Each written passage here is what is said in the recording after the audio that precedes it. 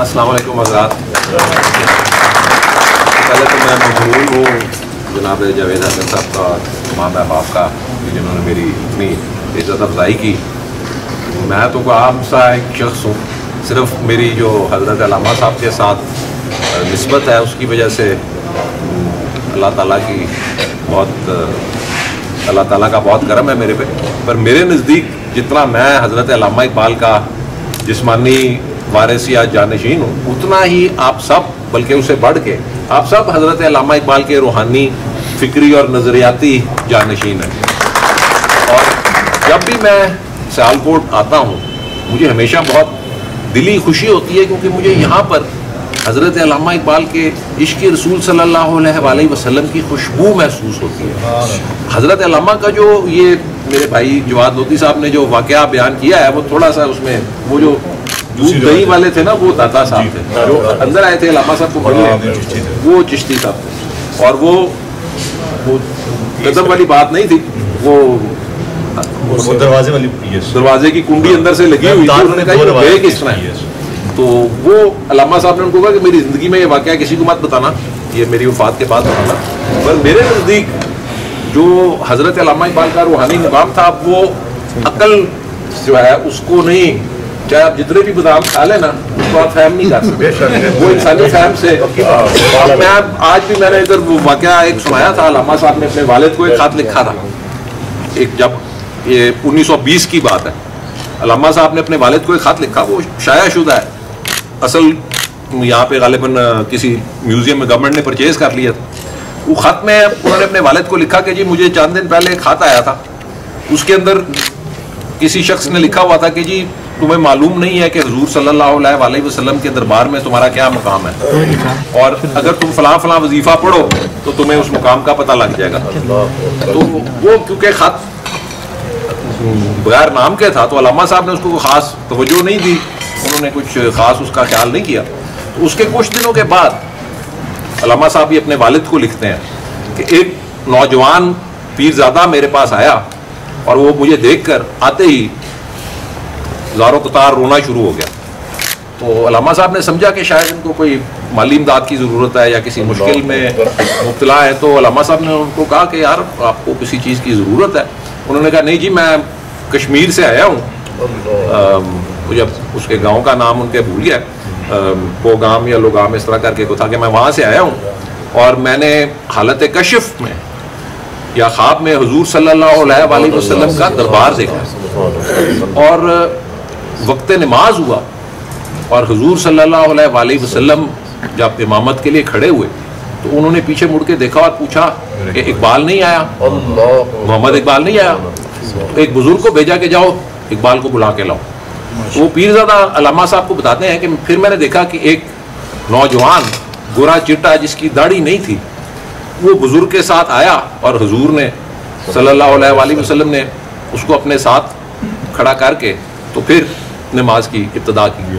اور وہ پیرزادہ صاحب کہتے ہیں کہ جی میں آپ کے نام سے اور آپ کی شکل سے واقف نہیں تھا، اور میں آپ کو دیکھ کے رونا اس لیے شروع ہو گیا کیونکہ میرے کشف کی تصدیق ہو گئی، اور جو میں نے خواب میں شخص حضور صلی اللہ علیہ وسلم کے دربار میں دیکھا تھا وہ آپ تھے.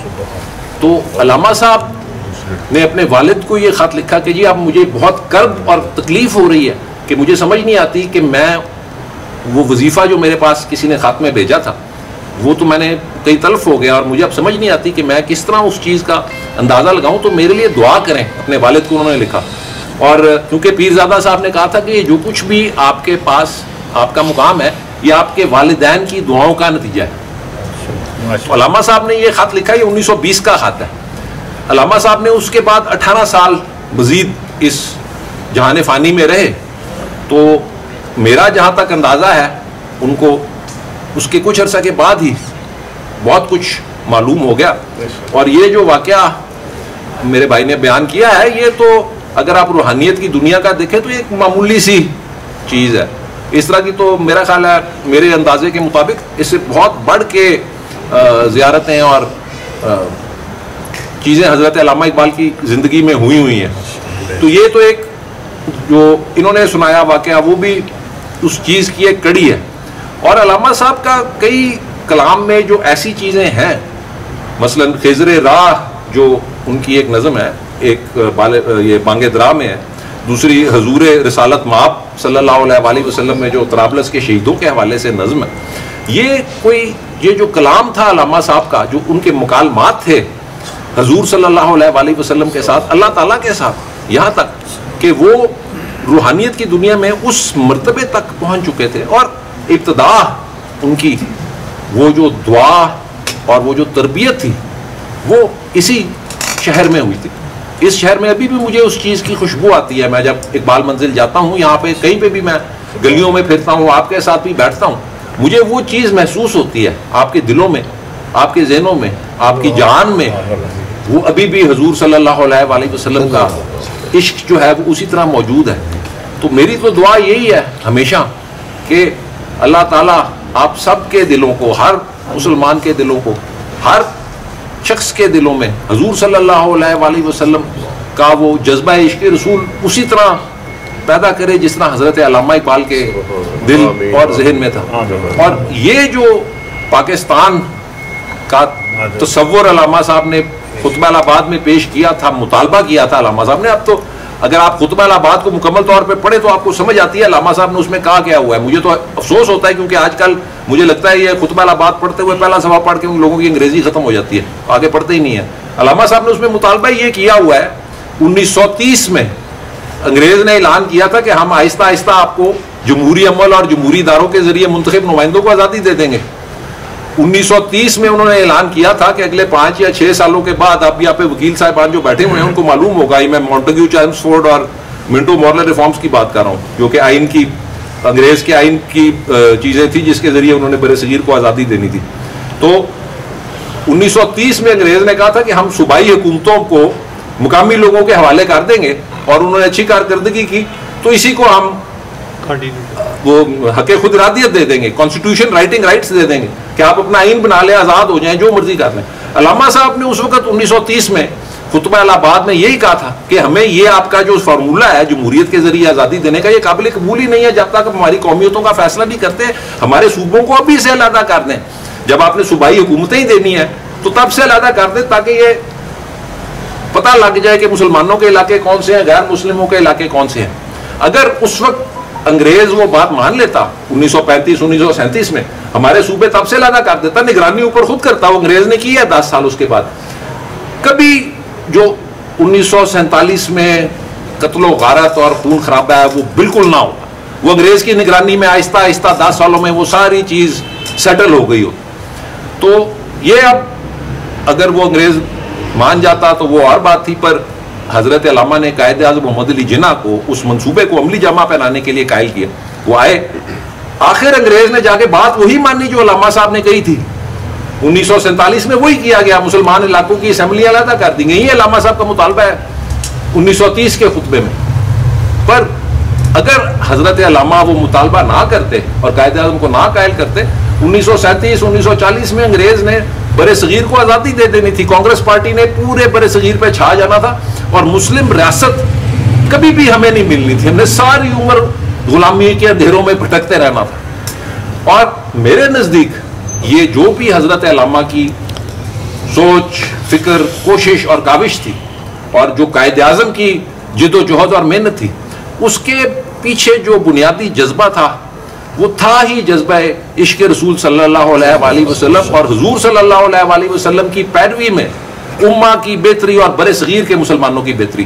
اگر یہی جو علامہ صاحب نے کہا تھا کہ متحد ہو جاؤ اور باقیوں سے علیحدہ ہو جاؤ بر صغیر کے مسلمانوں کے لیے، اگر یہی چیز ہم پورے عالم اسلام پہ ڈالے، آپ تو تاجر برادری ہیں، آپ کو تو مجھ سے بہتر پتا ہوگا، ہم سارے مل کے ایک اکنامک دھڑا بنا لیں مسلم ممالک، تو ہم دنیا کی سب سے بڑی اکنامک پاور اور سپر پاور بن سکتے ہیں. پر جس طرح وہ تنکوں کا گٹھا ہوتا ہے، وہ جڑا ہوا ہوتا ہے، تو اس کو توڑنے کی کوشش کرو تو وہ ٹوٹتا نہیں ہے. ایک ایک کر کے تنکا آپ توڑتے جاؤ تو سارے ٹوٹ جاتے ہیں. عالم اسلام کا سب سے بڑا جو اس وقت مسئلہ ہے وہ یہ ہے کہ وہ ہمیں تنکوں کی طرح علیحدہ کر کے توڑتے جاتے ہیں. اگر ہم ایک گٹھا مان جائیں تو ہمیں کوئی بھی نہ توڑ سکے.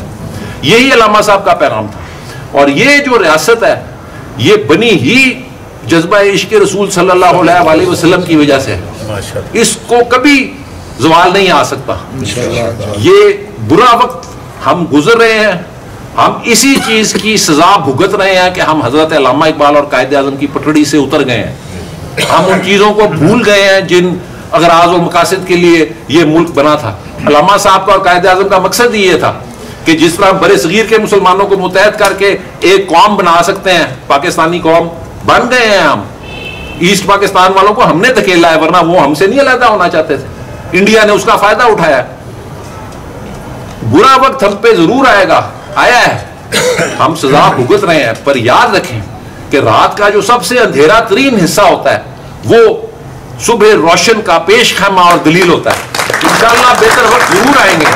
آپ اپنے دلوں میں امید کبھی بھی مت ہاریں, اور حضور صلی اللہ علیہ وآلہ وسلم کا جو جذبہ عشق رسول صلی اللہ علیہ وآلہ وسلم ہے اس کو قائم و دائم رکھیں. یہ وہ شہر ہے جہاں پر عشق رسول صلی اللہ علیہ وآلہ وسلم کا جذبہ ایک نیا لیول, ایک نیا مرتبہ اختیار کر گیا تھا حضرت علامہ اقبال کی صورت میں. اگر ان کے دل میں یہ جذبہ پیدا ہو سکتا ہے تو آپ سب میں کیا کمی ہے کہ آپ کے اندر نہیں پیدا ہو سکتا؟ آپ بھی اسی سرزمین کے پیداوار ہیں, اسی علاقوں میں پیدا ہوئے ہیں, انہی تعلیمی اداروں میں آپ نے تعلیم پائی ہے. ہر میں تعلیمی ادارے میں جاتا ہوں, میں بچوں کو یہی کہتا ہوں, یار علامہ صاحب اور قائد اعظم بھی کبھی تمہاری طرح بچے ہوتے تھے, اسی اسکولوں میں پڑھے تھے, اسکاچ مشن ہائی اسکول میں پڑھے تھے علامہ صاحب, قائد اعظم سندھ مدرسۃ الاسلام میں پڑھے تھے. اگر وہ انہی اداروں میں پڑھ کے اتنے بڑے آدمی بن سکتے ہیں, اتنی بڑی چیزیں اچیو کر سکتے ہیں, تو آپ میں کیا کمی ہے, آپ کیوں نہیں کر سکتے؟ یہی علامہ صاحب کا پیغام ہے, اٹھو, ابھرو, آگے بڑھو. اس کے لیے علامہ اقبال کی اولاد ہونا ضروری نہیں ہے. آپ سب نظریاتی, فکری اور روحانی طور پہ علامہ صاحب کی اولاد ہیں. اس جذبے کو آگے بڑھائیں. میری تو دعا یہی ہے, اللہ تعالیٰ آپ سب کا حامی و ناصر ہے. بہت شکریہ جی, ماشاء اللہ جی.